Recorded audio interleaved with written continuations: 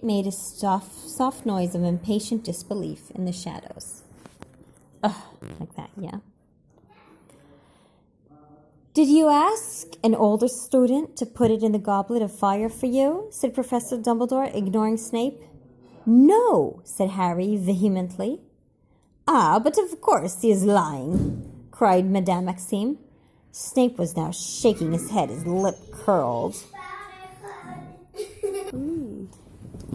He could not have crossed the age line, said Professor McGonagall sharply. I am sure we are all agreed on that. Dumbledore must have made a mistake with the line, said Madame Maxime, shrugging. It is possible, of course, said Dumbledore politely. Dumbledore, you know perfectly well you did not make a mistake, said Professor McGonagall angrily. Really, what nonsense.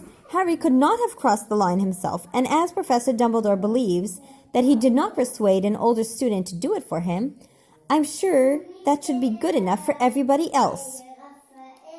She shot a very angry look at Professor Snape.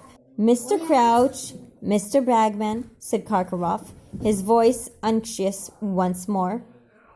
You are our objective judges. Surely you will agree that this is most irregular.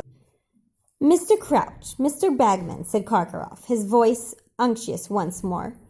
You are our objective judges. Surely you will agree that this is most irregular. Bagman wiped his round, boyish face with his handkerchief and looked at Mr. Crouch, who was standing outside the circle of the firelight, his face half hidden in the shadows. He looked slightly eerie. The half-darkness made him look much older, giving him an almost skull-like appearance. When he spoke, however, it was in his usual curt voice. We must follow the rules, and the rules state clearly that those people whose names come out of the Goblet of Fire are bound to compete in the tournament. Well, Barty knows the rule book back to front. Yeah, he's a type who knows the rule book back to front, said Bagman, beaming and turning back to Karkaroff and Madame Maxime, as though the matter was now closed. I insist upon resubmitting the names of the rest of my students, said Karkaroff. He had dropped his unctuous tone and his smile now. His face wore a very ugly look indeed. You will set up the Goblet of Fire once more, and we will continue adding names until each school has 2 champions. It's only fair, Dumbledore. But Karkaroff, it doesn't work like that, said Bagman. The Goblets of Fire's just gone out. It won't reignite until the start of the next tournament. In which Durmstrang will most certainly not be competing, exploded Karkaroff. After all our meetings and negotiations and compromises, I little expected something of this nature to occur. I have half a mind to leave now. Empty threat, Karkaroff, growled a voice from near the door. You can't leave your champion now. He's got to compete. They've all got to compete. Binding magical contract, like Dumbledore said. Convenient, eh? Moody had just entered the room. He limped towards the fire, and with every step he took, there was a loud clunk. Convenient, said Karkaroff. I'm afraid I don't understand you, Moody. Harry could tell he was trying to sound disdainful, as though what Moody was saying was barely worth his notice. But his hands gave him away. They had balled themselves into fists. Don't you? Said Moody quietly. It's very simple, Karkaroff. Someone put Potter's name in that goblet, knowing he'd have to compete if it came out. Evidently, someone who wishes to give Hogwarts 2 bites at the apple, said Madame Maxime. I quite agree, Madame Maxime, said Karkaroff, bowing to her. I shall be lodging complaints with the Ministry of Magic and the International Confederation of Wizards. If anyone's got reason to complain, it's Potter, growled Moody. But, funny thing, I don't hear him saying a word.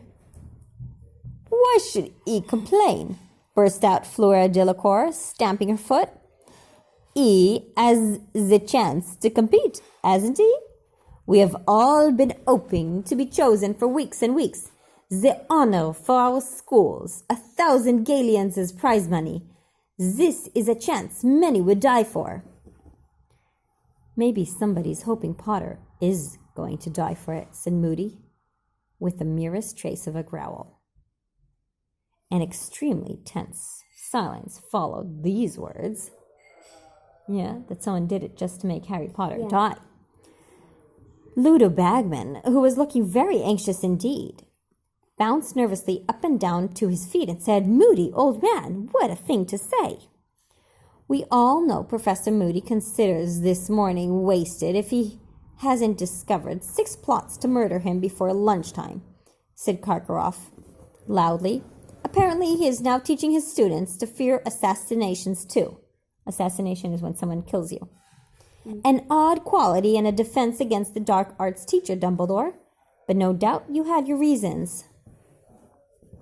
Imagining things, am I? Growled Moody. Seeing things, eh? It was a skilled witch or wizard who put that boy's name in that goblet. Ah, what evidence is there of that? Said Madame Maxime, throwing up her huge hands.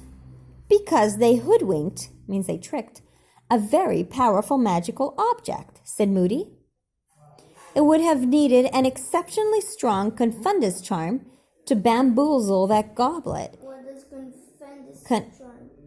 Bamboozle to confuse the goblet into forgetting that only 3 schools compete in the tournament. I'm guessing they submitted Potter's name under a 4th school, making sure he was the only one in his category. You seem to have given this a great deal of thought, Moody, said Karkaroff coldly, and a very ingenious theory it is, though, of course, I heard you recently got it into your head that one of your birthday presents contained a cunningly disguised basilisk egg and smashed it into pieces before realizing it was a carriage clock. So you'll understand if we don't take you entirely seriously.